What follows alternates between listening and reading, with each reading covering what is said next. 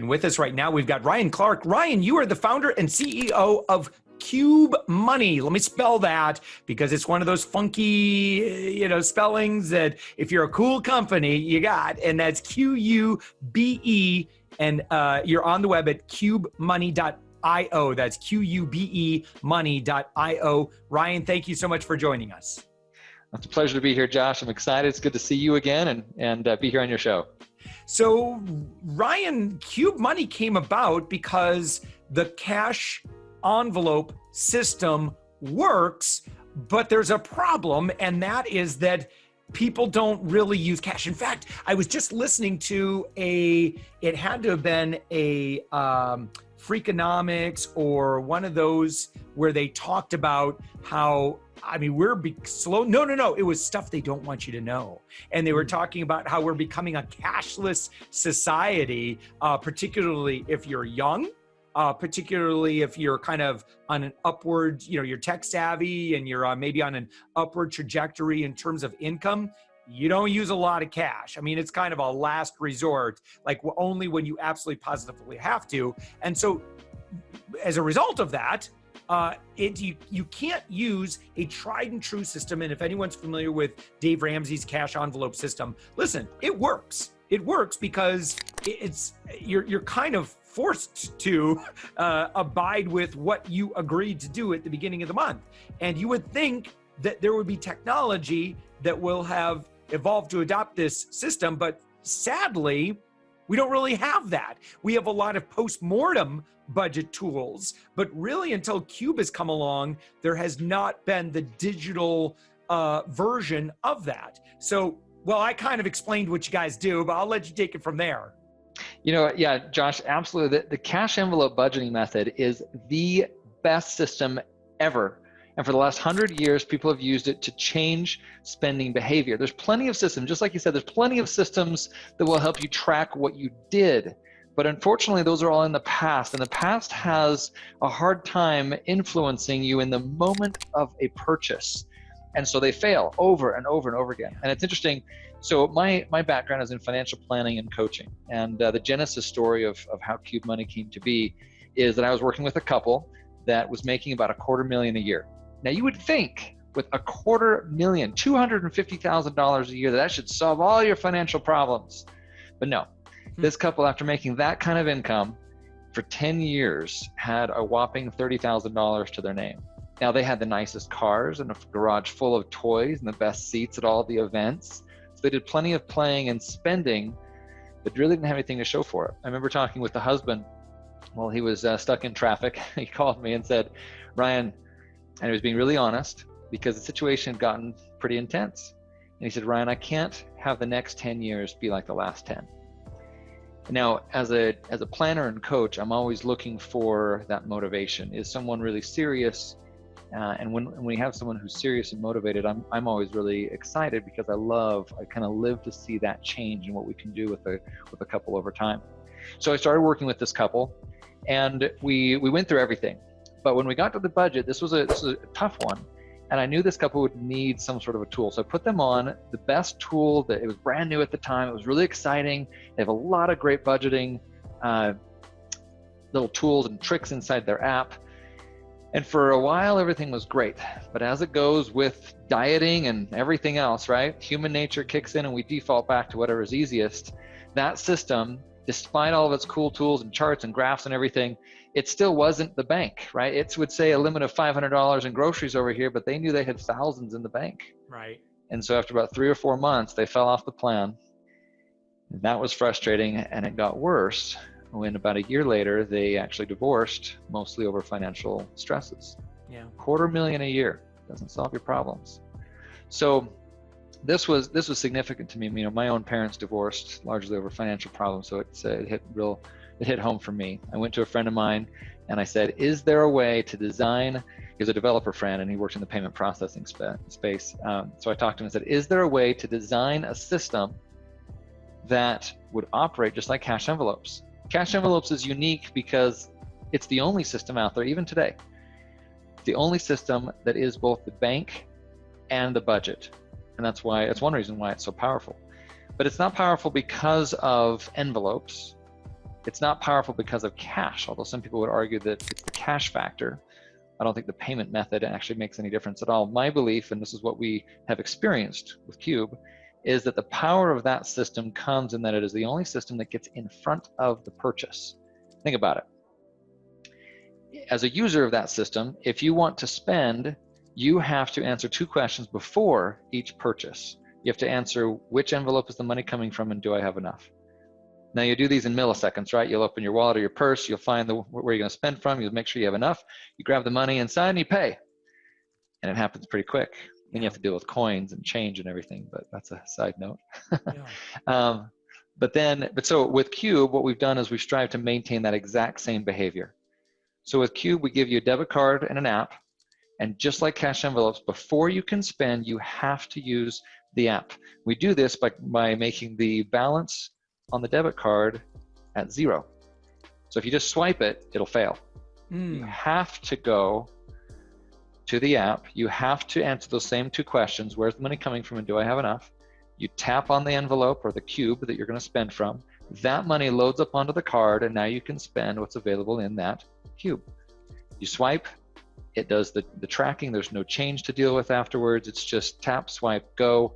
Your budgeting was done when you got paid and you created purpose or gave every dollar a job when you got paid, not when you're in the store. It's the wrong time to budget. Yeah. So that's basically what we've done, a little bit of the genesis story there. Yeah. So, I mean, Ryan, and again, the reason why this works, it's like, the reason, having recently lost a bunch of weight, I can tell you that, just about any diet is going to work. And I think that where most of us, when it doesn't work, it's when we cheat a little bit here and there. Oh, and sure. we don't think that it really matters, right? If we go, well, I know I said $500 for groceries, but we'll do $620. You can do that. But the problem is now you're outside your budget. And now, that extra $120 that you needed to pay off credit card debt, you don't have that. And it's because you made it too easy to deviate from the plan. And so, Ryan, do you get much resistance from people who say, like, I want the results, but I don't want to have to, I don't know. It's like, listen, are you serious about getting out of debt? Are you serious about getting, saving for retirement? Are you serious about this stuff, or are you not? If you're serious about it, then we need to set up the system so that you can't fail. And, again, when we force ourselves to say, listen, I committed to $500, and now someone can still say, like, if they're like, okay, it's going to be an extra $40 this month. I mean, they can manually override it, right? Absolutely. Yeah. I think one of the key areas or key things that we have to remember with good budgeting is that budgets do have to flex. So there is going to be that give and take in each of your different envelopes. You have to have a flexible budget, or if it's too rigid, it just breaks anyway. So, even inside Qube and with cash envelopes, you can take from one other, or you can take from the other envelopes to complete what you need for the other. But what the system requires a person to do at that point is to reevaluate their priorities. And that's what often does not happen when the money is not real. Like when it's just in a budget, the money's really not real. There's just numbers on a page, right? Because the real money is over in the bank. So you can just, the person will think, oh, it's $500. I need to spend $640. Okay. And they'll just blow it, and their thinking process will stop there. With Qube and with cash envelopes, you actually have to go, okay, where am I going to pull the money from? Is it coming out of our vacation envelope? Is it coming out of my clothing envelope? Where's the money coming from? And they have to now evaluate their priorities. What is more important to me? Oh, maybe I'm not going to take from date night envelope because I know that she's planning on something this weekend. Right? Oh, maybe I don't want to take from clothing because these shoes that I really wanted are on sale and I know I'm going to go buy those. Right. And so very quickly someone can evaluate their priorities. Now it's actually a little tricky with cash envelopes because you may have to sit there and count dollars because it doesn't automatically tell you how much is in each envelope. Whereas with Qube, you can just see right there. Here's how much I have. Just puts the number right on the screen. But I think, Josh, another thing that's really key, and this is where I'll argue with most people on budgeting. I think that for a lot of people, it's not their fault that they can't stick to a budget. I mean, think about this. If your fridge was filled with junk food and fast food and microwave meals and that kind of thing, how would you eat? Even if you want to go and get on a great diet, you're still going to eat that garbage because that's what's easy. That's what's in the fridge. What would happen if the fridge now was filled with compartmentalized, organized, good, healthy meals, fruits, vegetables, and that's what was in the fridge? How would you eat? So one of our arguments is that part of why we have 70% of Americans unable to handle a $500 unexpected expense, and 70% of America is right there. Part of that reason is because the environment of money, just how it works, is that it's that fridge filled with the junk food. It doesn't support any sort of good financial health or any system. So Ryan, so this is a business podcast, by the way. And so I know we've kind of geeked out on budgeting, which, my savings angel persona definitely have an interest in that topic. But Absolutely. How does one launch a product like this? Okay, cool.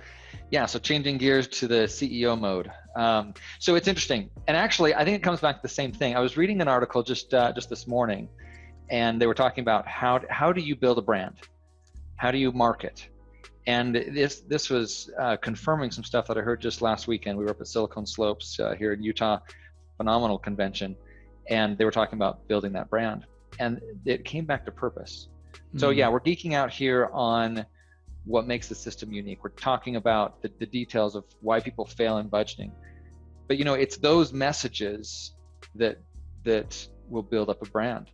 So the thing that we're doing is we're spending a lot of our energy really talking about our story.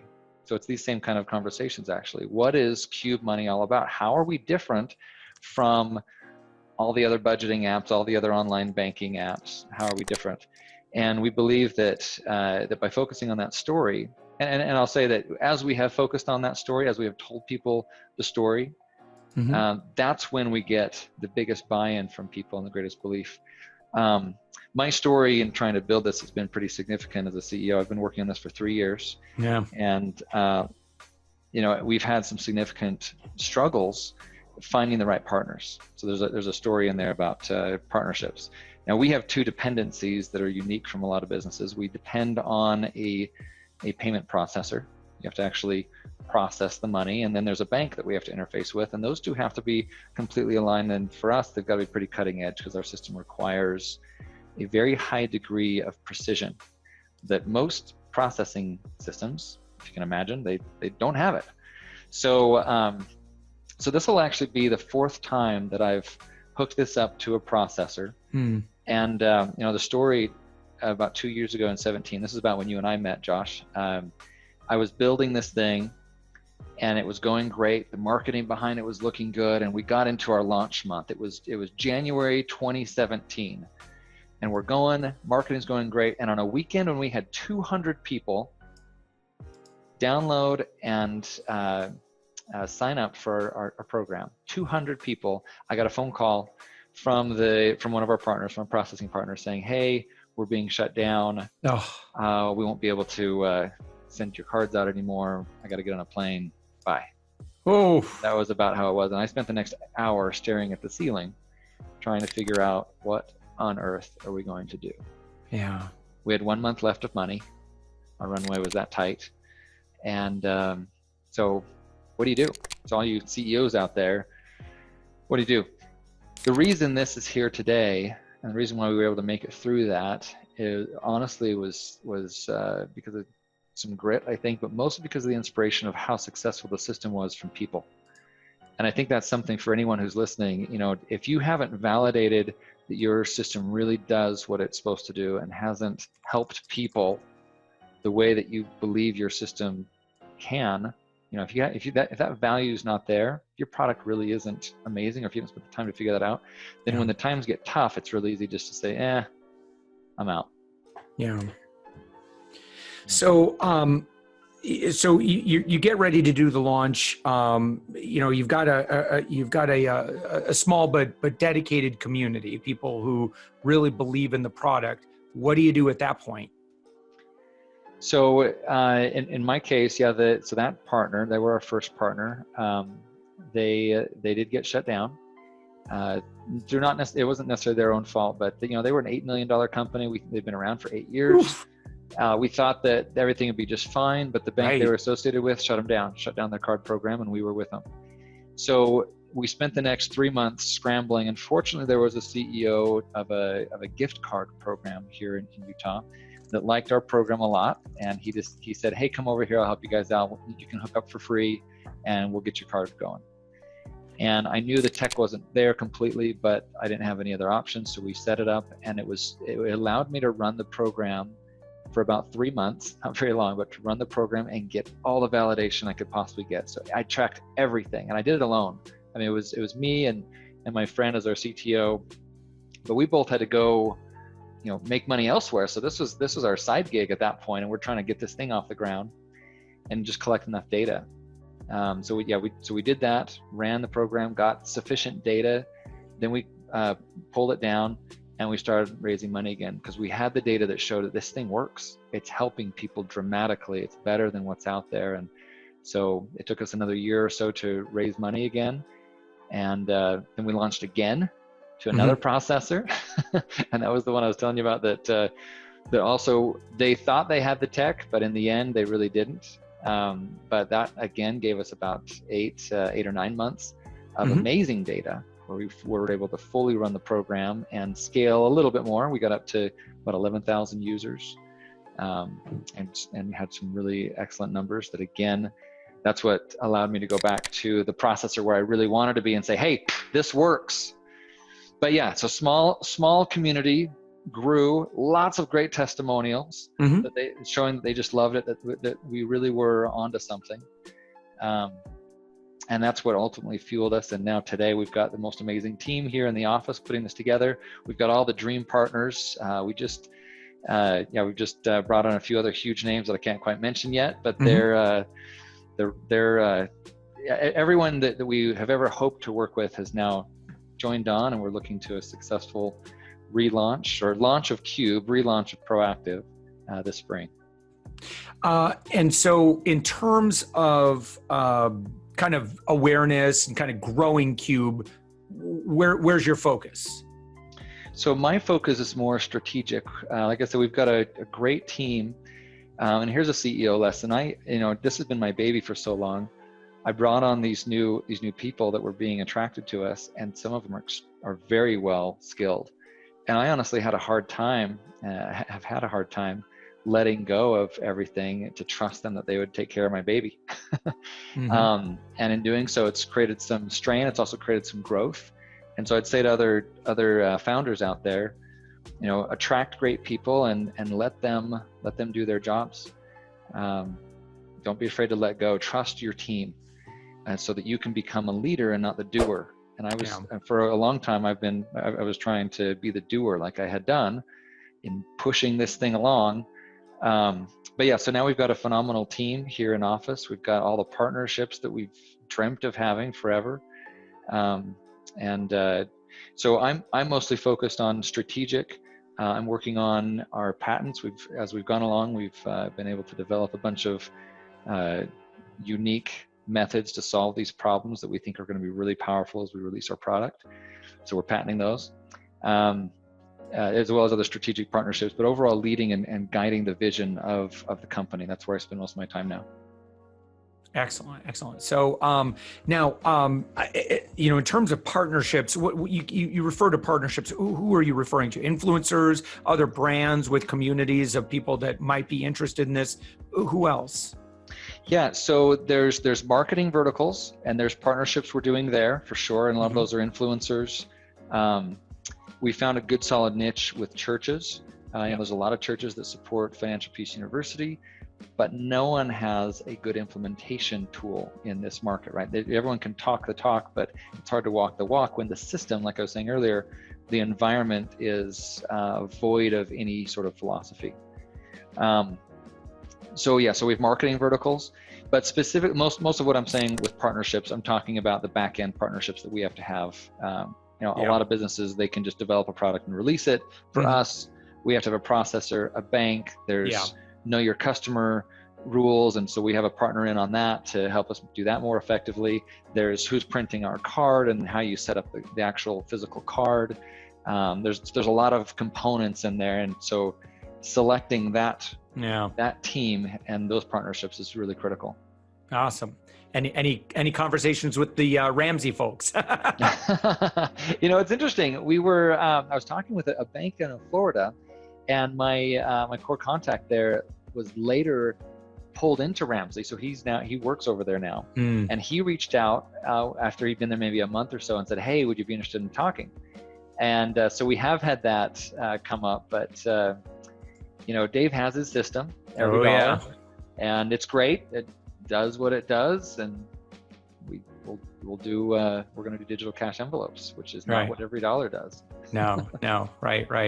Well, Ryan Clark, you're the founder and CEO of Qube Money. You're on the web at qubemoney.io. Again, that's QUBE money.io. Ryan, thank you so much for joining us. Thank you, Josh. Pleasure to be here.